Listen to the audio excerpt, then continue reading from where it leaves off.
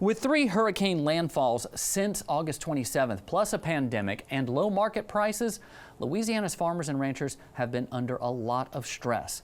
Mental health is a very important issue that is not often discussed, and in rural areas, mental health care can be hard to access. This is what farmers and ranchers are dealing with following hurricanes Laura, Delta, and Zeta, a situation where their home may be destroyed along with their livelihood.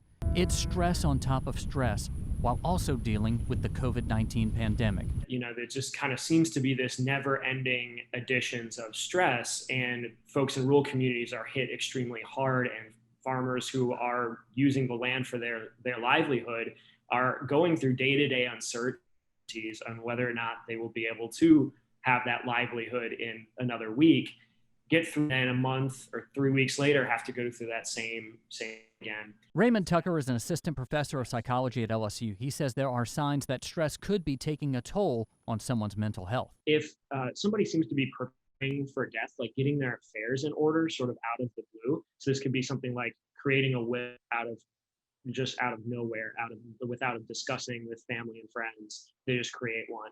It's sort of anything like that where they seem to maybe be preparing for their death. It could mean that they're thinking about killing themselves. Any big behavior changes, like increase of alcohol use that's really not like the person, being more socially withdrawn, or a lot of anger. Actually, we don't always think that a lot of anger and frustration could be a sign for suicide, but it definitely can, particularly in men. There's research that shows those who survived a hurricane or received the effects from it, 30 to 40% develop post-traumatic stress disorder. Katie Corcoran is the executive director of the Louisiana Rural Mental Health Alliance, a group that connects rural residents with mental health providers. It's not an easy task. Louisiana is facing a huge shortage of licensed mental health professionals. Currently, we have 1 licensed mental health professional to every 340 citizens in Louisiana. And so that definitely impacts our rural areas more so than our urban. The distance between where a person lives and the closest practitioner can be sometimes up to 200, 300 miles. I hate to say it because we're talking about, but it's a bit of a perfect storm there.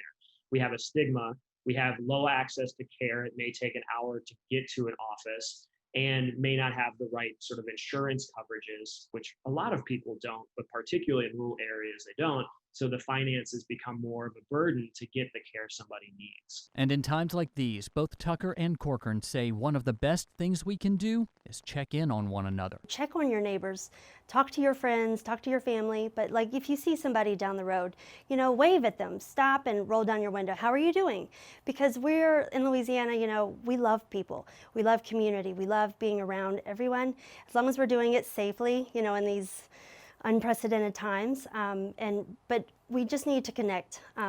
Rather than social media, we need that interpersonal connection. The Louisiana Farm Bureau Federation has a webpage with a list of mental health resources focused on rural and farmer mental health. You'll find a link on our website at twilatv.org.